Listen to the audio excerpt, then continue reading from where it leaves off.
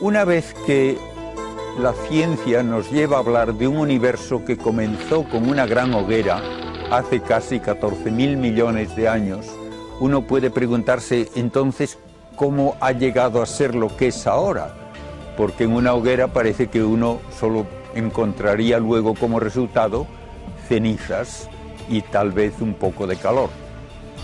Para eso, la ciencia describe a la materia por lo que hace.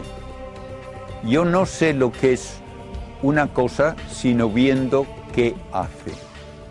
Y esto es lo que hace la ciencia y nos dice que la materia tiene 4 maneras de actividad, nada más. Y esas son las 4 fuerzas que acepta la física. La primera es la fuerza gravitatoria. Es una fuerza que lleva a que las masas se atraigan y por lo tanto, si solo hubiese la fuerza gravitatoria, todo termina contrayéndose en un bloque. La fuerza electromagnética puede producir atracciones o repulsiones y es mucho más intensa que la fuerza gravitatoria. La fuerza gravitatoria yo no la siento, por ejemplo, cuando paso al lado de un edificio. Yo no siento que me atrae el edificio. Siento que me atrae la Tierra porque es una masa enorme, pero no noto la atracción si no es en cuerpos de enorme tamaño de tipo astronómico.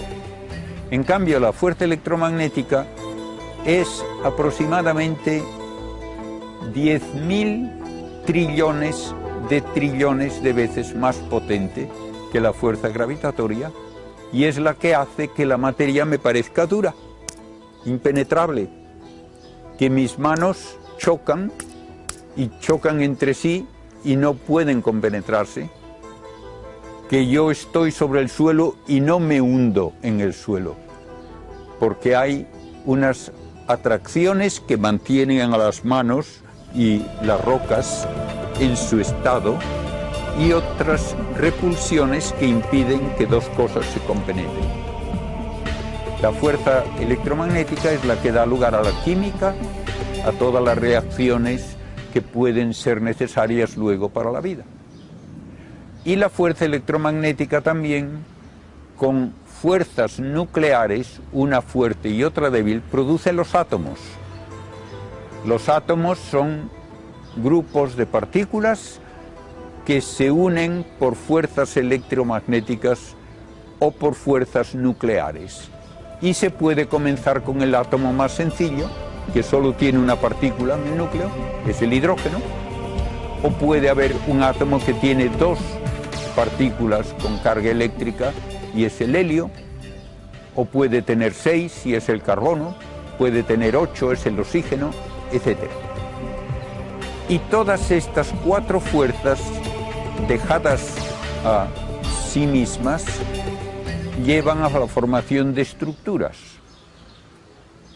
Después de la gran explosión, la fuerza gravitatoria fue frenando la expansión y en unos lugares produjo contracciones. Cuando se forma una masa suficientemente grande que la fuerza de la gravedad comprime, una masa de gas, que es casi todo hidrógeno y helio al principio, tenemos entonces el comienzo de una estrella.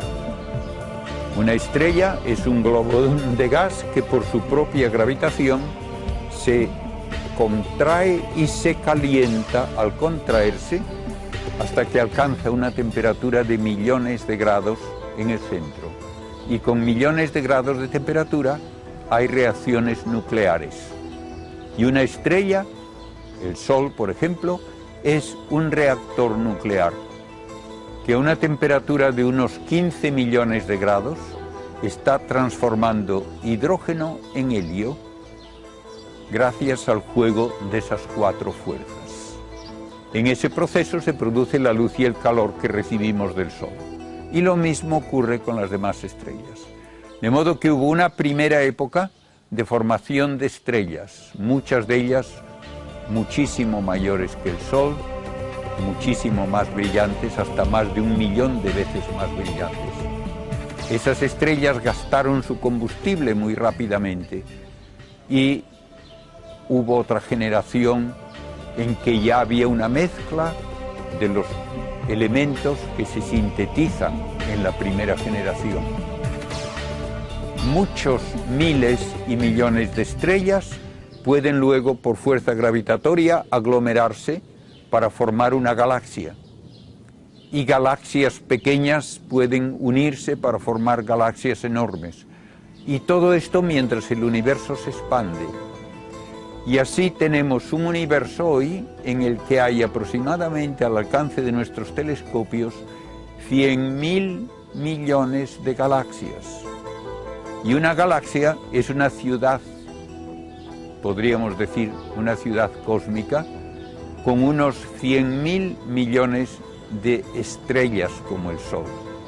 De modo que el universo aparece ahora estructurado en enormes grupos de miles de galaxias, cada una con miles de millones de estrellas, y al formarse una estrella, de lo que sobra a su alrededor, se pueden formar planetas. Y así podemos decir que hace casi 5.000 millones de años se formó el sistema solar, en que el Sol se llevó casi toda la masa que se estaba contrayendo, pero una milésima parte de la masa quedó en forma de planetas. Así tenemos la idea de cómo aparece la Tierra hace casi 4.500 millones de años como resultado de la formación de todo el sistema solar. Una vez que tenemos planetas, todavía podemos encontrar planetas que son casi todo roca, como la Tierra. Y la roca es compuestos metálicos, casi todo. Otros planetas, como Júpiter, son casi exclusivamente gas, hidrógeno y helio. Eso es importante porque no podría existir la humanidad en un planeta que fuese casi todo gas.